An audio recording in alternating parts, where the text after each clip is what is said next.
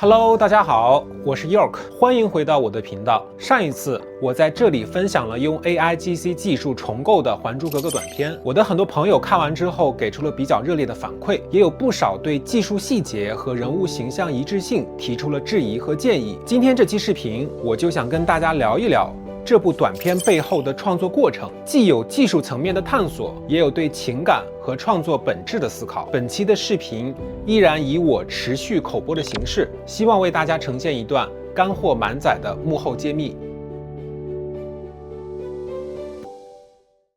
首先，我想和大家聊一聊这个项目的缘起。我从小呢就对《还珠格格》有着比较特别的一个情感记忆，毕竟它影响了一代又一代观众。而当我开始接触 AIGC 时，就一直在想，能不能用全新的 AI 技术，让这部经典作品获得一种全新的影像表达。所以在创作初期，我做了很多功课，一方面重温了《还珠格格》的故事结构，关注它的戏剧冲突和人物情感。另一方面，也对90年代的电视剧叙事节奏和美学风格做了研究，希望在保留原作情感浓度的同时，把 AI 生成影像特有的朦胧感、梦幻现实主义风格融进去。这样一来，可以让观众既回味经典，也看到 AI 影视创作的可能。接下来要跟大家详细谈谈剧本和角色设计。其实当我们要在1到2分钟的短片里呈现一部长篇电视剧的精髓，这就意味着对剧情的极度浓缩。例如原著里紫薇的情感线有非常多的铺垫和对白，我必须想办法在有限的时长里让观众瞬间抓住它的核心矛盾、身世之谜、寻亲之路，以及在宫廷里既压抑又带着希望的那种情感冲突。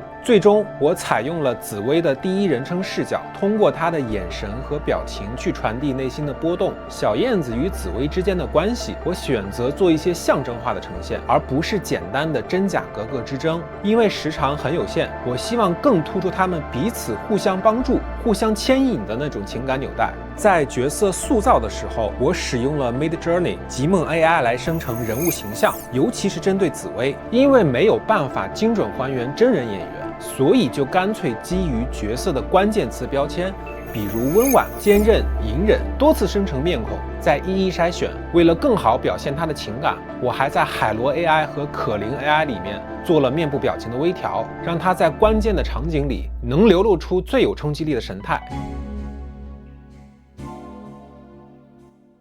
在我看来，真正让《还珠格格》AI 短片有质感的一个关键是镜头语言和视觉效果，比如宫廷场景的恢宏感、人物进退之间的张力，都是要通过构图、光影以及动态生成来实现。有2个比较典型的例子。第一，紫薇与皇上的认亲片段，我故意用了低角度来拍紫薇和小燕子，让他们看起来更渺小，也凸显出皇权的压迫感。当他们开始被误解，光线也从金色暖光切换为冷色调，去强化那种希望落空的情绪。第二，香妃跳舞引来蝴蝶的镜头，我在极梦 AI 里加入了诸如空气、尘埃浮动、微风拂过舞衣的动态参数，这样蝴蝶的飞舞不会显得僵硬，而是带着一种朦胧的诗意，似乎真的闻到了香味儿，被吸引而来。我个人很喜欢在空镜头里增加一些氛围感，比如用微度做一个紫禁城航拍场景，加上晨曦阳光和低雾效果，让整个镜头更有古典气息。AI 虽然生成速度很快，但要达到精致的氛围，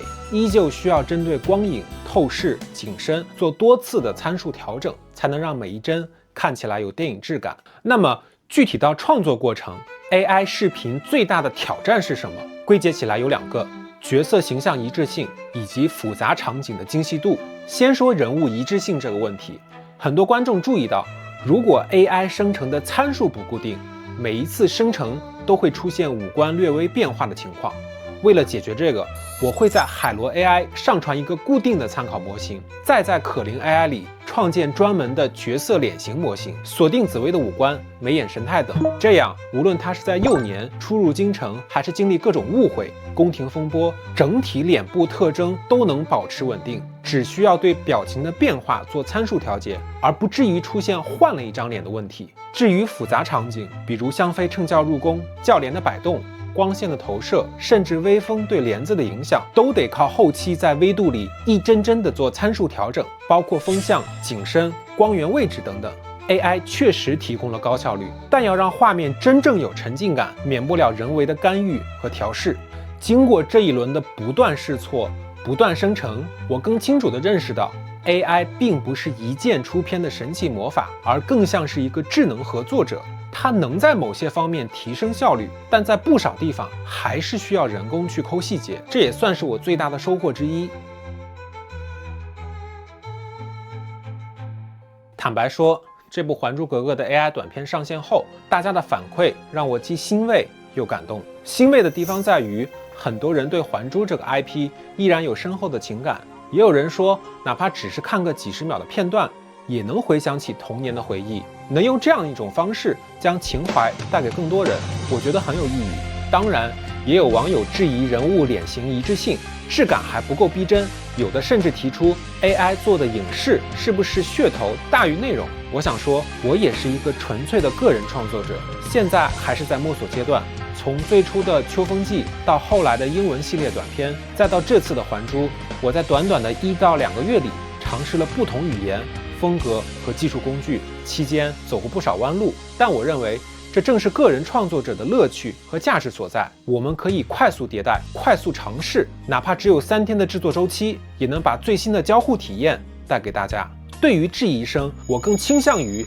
把它当做一种促进进步的动力。毕竟 AI 影视创作在全球都处于探索阶段，像美国的 OpenAI 在生成式模型上做了大量投入，欧洲一些团队也在研究影视 AI 的叙事算法，在国内，百度、阿里、讯飞等企业也在积极布局，多模态生成技术已经越来越成熟。相信随着技术的发展，我们在保持人物形象一致性、增强动态表现力等问题上，一定会有更好的解决方案。聊到这里，肯定有不少观众也在思考 AI 影视未来会走向哪里。我个人认为，它已经展现了强大的潜力，但也还有很多未知。对于电影工业来说， AI 可以极大降低场景搭建和特效成本，让剧本创作更具可能性，但同时也会引发对版权、对人力需求变化的讨论。对于像我这样的个人创作者而言， AI 就像一个灵感放大器，它可以快速帮我们生成各种画面，提供创意火花，但最终如何取舍，如何赋予情感和灵魂，